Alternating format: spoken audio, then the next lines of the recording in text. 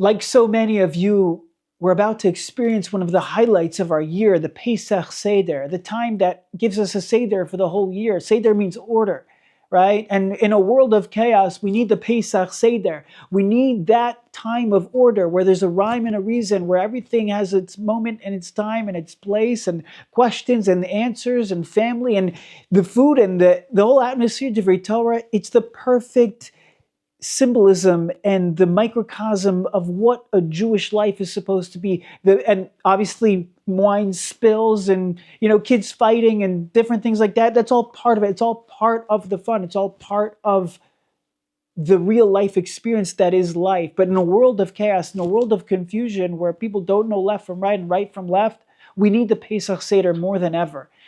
And one of the highlights of the Pesach Seder for so many is the 4 cups, and is the 4 questions, and is the matzah, or the maror. Maybe not eating the maror, but it's right. We put Pesach, matzah, maror. It's one of the highlights. Or maybe discussing the mitzvah of the Haggadah, of Magid, of talking. We talk and talk and talk.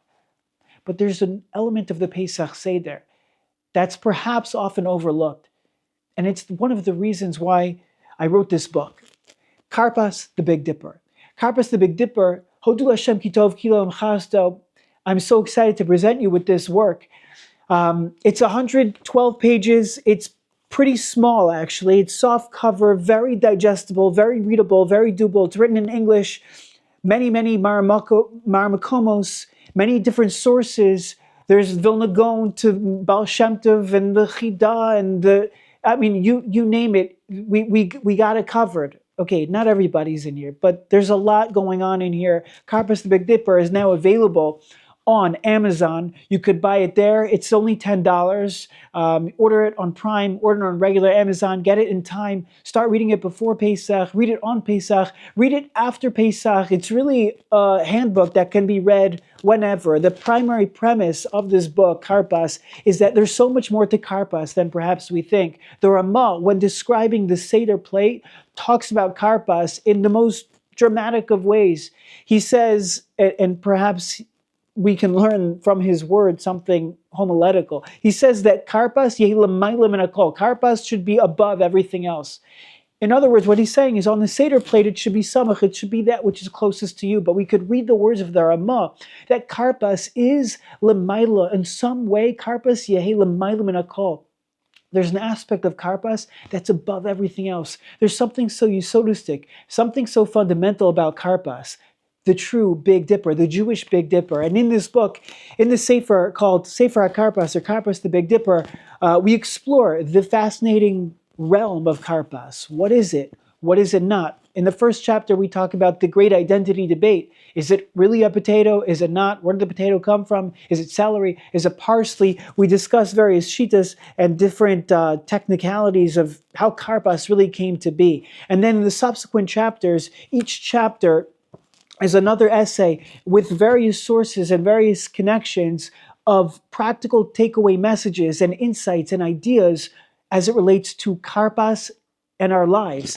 For example, chapter 3 talks about Karpas, how it teaches us breaking the circles of futility. Chapter 4, the lifelong journey of yearning. Karpas teaches us about teshuka, about yearning and longing for the geula, and for the national redemption and for our personalistic redemption. In chapter 5, we talk about Karpas being a symbol of hope and anticipation.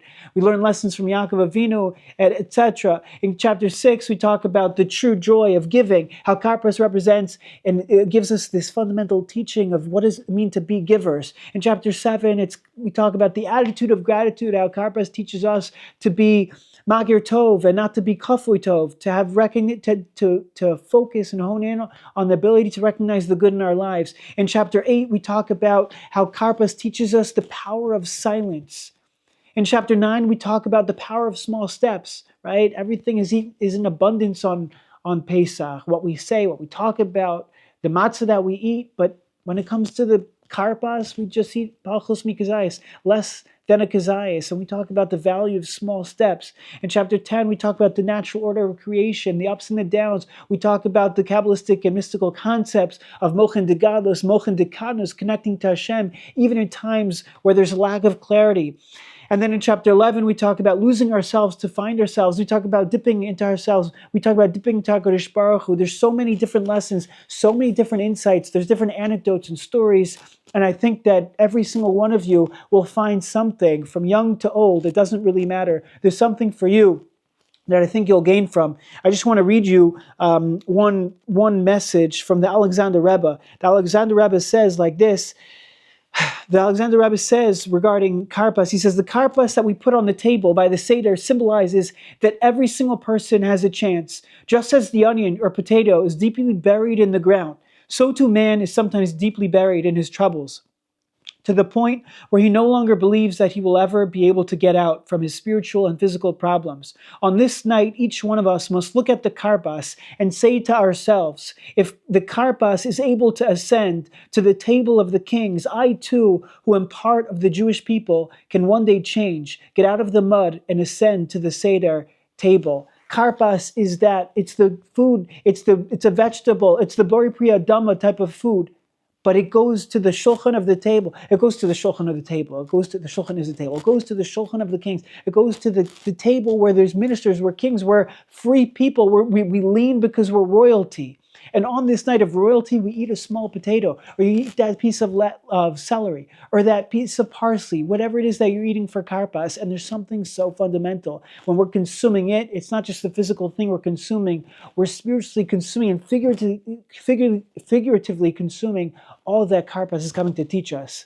My friends, Karpas, the Big Dipper, will Be'ezer Hashem enhance your Pesach. This has been a journey for the past several months for me, getting into the Pesach spirit, and more particularly just delving into Karpas, what it is, how practical it is for us in our lives. It would mean the world to me if you could purchase a copy on Amazon, search it by Karpas, search it by the Big Dipper, search it by Karpas the Big Dipper, search it by my name, Rabbi Ori Strum. Just search it by, it's in the Haggadah section, I believe, as well. If you wouldn't mind, leave a rating on there. If you could leave a review, it would go a long way. Spread it to your family, spread it to your neighbors, spread it to your friends.